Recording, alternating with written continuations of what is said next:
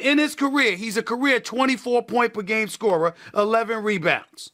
A career 48% shooter from the field, a 31% shooter from three-point range, a 78% shooter from the free throw line. This year, those numbers are 27 and 13, 48% shooting from the field, 30% shooting from three-point range, 80% shooting from the free throw line. We know what Joel Embiid brings to the table when healthy. But what Jeff Van Gundy was talking about is something that I side with more than Mark Jackson. Mark Jackson didn't question the skill set. That's what he was alluding to, and I get it. My point is, I want to talk about your resume. I want to talk about the first year that Joel Embiid played was 2 years later. He got drafted in 2014. He didn't play until 2016. There's 82 games in a regular season schedule. That year, he only played 31 games. Then in 2017, 2018, he missed another 19 games, played 63. This year, he missed another 18 games. Okay? And we know what he does in the postseason because we know what he did last year. When you look at him in the postseason, last year he averaged 21 and 12 in the postseason in 8 playoff games. This year, he's at 22.9 with 11 rebounds. We get what he brings to the table. But we need a resume. When you talk about Shaq and Kareem and Wilt, Olajuwon, guys like that, you know what? In Shaq's first couple of years in the NBA, did you know that Shaq's second season, Shaq averaged 29 and 13? Did you know that both his rookie and his second year in the league, Shaq played 81 of 82 games? Did you know that? Did you know that when Shaq never even attempted a three-point shot his first couple of years in the NBA? Shaq was a man amongst boys. His stepdad, DeSarge, God rest his wonderful soul, used to sit up there and talk about Shaquille O'Neal. Don't let me smack you upside your head. Take your behind, and those are not the words he used. I knew DeSarge, and I loved him dearly. I still miss him. That man sat up there and told Shaq to get his big you-know-what down in the hole, drop, step, swing those elbows, and punish anybody that would get in your way. You're 7'1", 350 pounds. Damn it, act like it.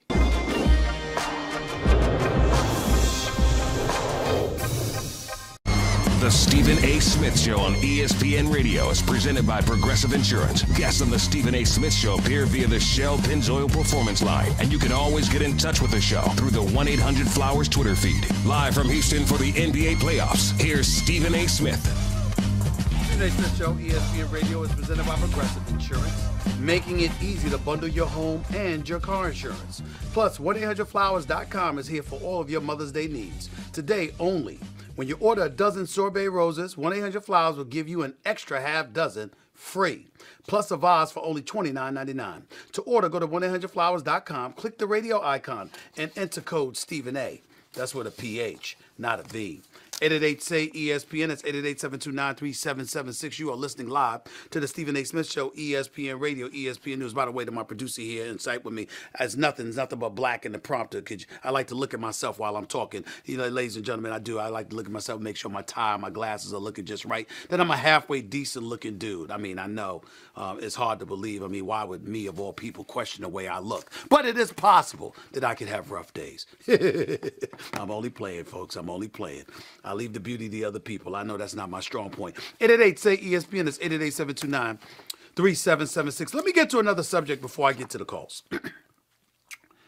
LeBron James, who is home watching the playoffs like the rest of us for the first time in 14 years, who is not a participant in these playoffs, who is no longer considered the best player in the world, even though I think that will change. He'll remind us of that when he comes back next season en route to possibly capturing league MVP honors. He did show up because he's got plenty of time on his schedule these days. And he did show up on The Shop, his show on HBO. Him, Maverick Carter, along with Pharrell and others. They were all there in attendance, Lonzo Ball as well.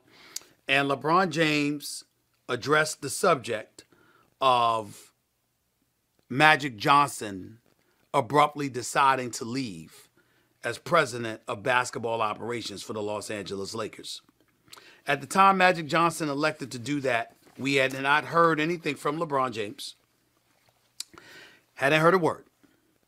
And then LeBron James decided to save the real raw footage for his show. He's got his own show. He's trying to be a media tycoon now. And because of that, he waited till his show to reveal what he feels. Fair enough. It's good business on his part. In any event, LeBron James spoke about this. We're not allowed to play you the sound on a radio show, so I'll have to read the quote that LeBron articulated on his show, The Shop, on HBO. He said that his man Maverick had informed him while he was stretching on the court preparing for a game that night that Magic had elected to step down. LeBron says, man, get the F out of my face. You BSing. James said of his reaction when his longtime friend and business partner, Randy Mims, told him of what Johnson had done, not Maverick Carter, but Randy Mims, his right hand. He said, I came here to be a part of the Lakers organization having a conversation with Magic. So it was just weird for him, meaning Magic, to be like, I'm out of here, James said. And not even have no like, hey, Bron, kiss my ass. I'm out of here. I would have been okay with that. That's what Magic Johnson said.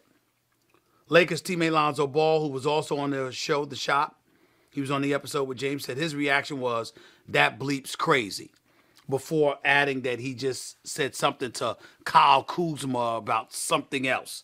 Came across as very, very nonchalant, which is one of the problems everybody has with Lonzo Ball. Lonzo Ball is yet to realize that's mostly everybody's issue with him. Other than the fact that he can't shoot worth a damn because his form looks putrid. But he can play. He's smart. He can play. He's a distributor. He's a point guard.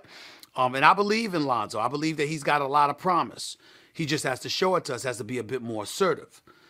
But the biggest thing about him is that when there are questions about you being assertive, you don't want to come across as nonchalant in anything of this magnitude because it directly affects your career. Having said all of that, getting back to LeBron James, here's what I will say about LeBron James. He deserves a response from Magic Johnson. He deserved an explanation. And if LeBron James is telling us the truth, then Magic Johnson does not look better today than he did yesterday. Magic Johnson was at LeBron James' doorstep at the strike of midnight last July 1st. The second that LeBron was eligible to be recruited according to NBA rules, Magic Johnson was right outside his door. Right outside his door. And so for me, if you're Magic Johnson and you're the one seen as the guy that got LeBron James to come to LA, how do you just leave with no explanation to LeBron James? LeBron James is right about that. LeBron James, to me, deserved a call. He deserved an explanation. I will go a step further, though, because nobody has addressed this, and I alluded to this on First Take this morning, my television show on ESPN every weekday morning from 10 a.m. to noon Eastern Time, 7 to 9 a.m. Pacific. I brought this up, and I'll bring this up again. All of that's true about Magic, unless Magic, for some reason, some unknown reason, had a problem with LeBron James. If Magic had a problem with LeBron James, if Magic felt like some of the backstabbing and the chirping was coming from LeBron James, if Magic in some way felt betrayed by LeBron James, then that might explain why LeBron James didn't get a call. Now, we've been given no indication that that's reality because Magic clearly doesn't have a problem with Jeannie Buss, who he just had dinner with, et cetera, et cetera. And if that is the case, then you have a situation where it's entirely plausible, since Magic didn't call her either, that he may have no problem with LeBron James at all and just didn't call either one of them. That's fair.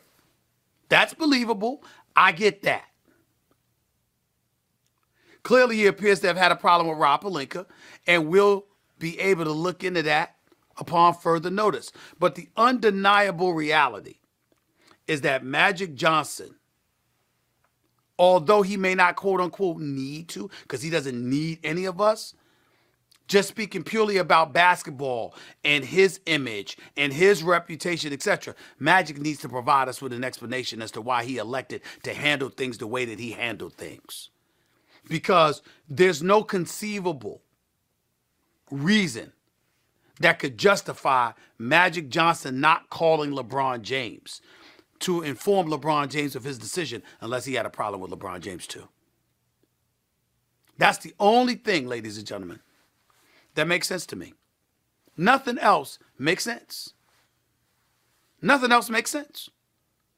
Why would you not call LeBron James? That simply makes no sense. And so when I look at it from that perspective, I have to ask that question. And I have to wonder about that. I can't wait to hear Magic's side because there's a whole bunch of chirping going on about Magic Johnson. And I really, really wish Magic Johnson comes out of the dark and speaks on this issue. I really, really do. We shall see. 888-SAY-ESPN. It's 888-729-3776. You are listening live to the Stephen A. Smith Show, ESPN Radio, ESPN News. These are all the things that I think are worthy of being discussed. And we shall see. Marcus, you're live with Stephen A. Talk to me. What's up? How you doing, Stephen A? How you doing, man? I'm all right. Go ahead. All right.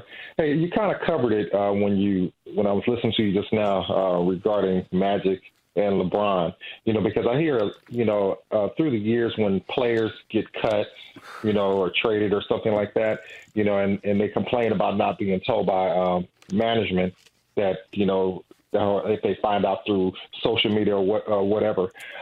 How is it that it can be said it's business, but when Magic does this, could it have been that this situation was so big that LeBron James was just not in Magic's thought at that moment? Because he did say that he didn't even speak to Jeannie about it. Stop right there, Marcus. Don't ask me that question. Use your common sense and answer it. Magic Johnson recruited LeBron James. That is the biggest recruit that the Lakers obviously pulled off since acquiring Shaquille O'Neal in free agency from Orlando when Jerry West was running the organization. LeBron James was universally recognized as the best player in the world. He's a 3-time champion. He's a 4-time league MVP. He's in the discussion as being on a Mount Rushmore of all of basketball history alongside Michael Jordan, Kareem Abdul-Jabbar. He's even ahead of Magic in most people's eyes. You trying to tell me that there's a question as to whether or not Magic even had LeBron James on his mind?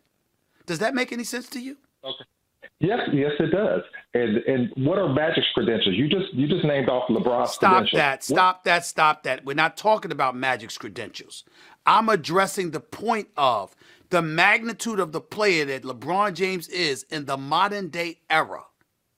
How does it make sense to you that LeBron didn't cross Magic's mind? It just makes it. I mean, but the proof is in the pudding. He didn't do it. And that doesn't mean that he didn't cross his mind. It could mean that he was intentionally being disrespectful. He was intentionally being dismissive because he might have felt betrayed. He was intentionally doing those things. What doesn't make any sense is that LeBron James didn't cross your mind. That makes no sense. There's nobody that can justify that to anybody with common sense that LeBron didn't cross his mind. Now, you can give me any other reason, but you can't convince me, nor any human being, Marcus, that LeBron James didn't cross your mind. That's impossible. That's just impossible. Okay, I just said, well, I understand what you're saying. And okay, maybe he did cross his mind, but the fact that he just didn't even call him and he didn't call Jeannie Buss because he said Jeannie Buss would have talked him out of it, I just think it's a lot bigger than that. And that's probably why he didn't. Well, then that makes sense. That it's a lot bigger. And there's something more that we haven't been told. That makes sense. But you acting like, oh, no, he just didn't think about LeBron. Stop that. Stop that. Have a nice day, man. Have a nice day. Let's go to Nathan. You're live with Stephen A. What's up, Nathan? Hey, man. How's it going today? Go ahead, man. I know this is a little off. You haven't talked about it all today, but I've been meaning to try to get a hold of you.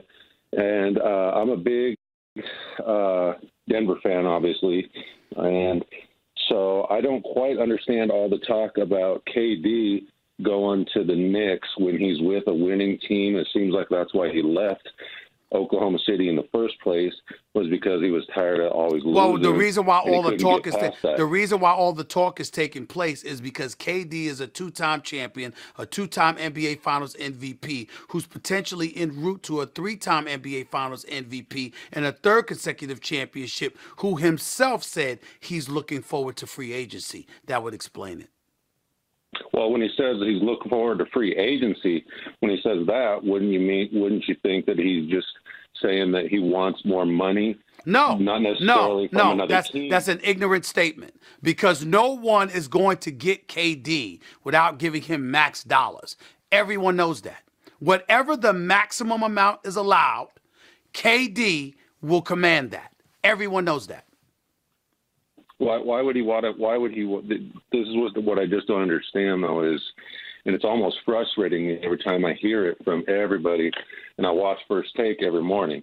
And it bugs me when I hear it every time, because I just don't understand. I want you to know that you spent 30 seconds. You spent 30 seconds reiterating that you're frustrated. We get the point. What's your question?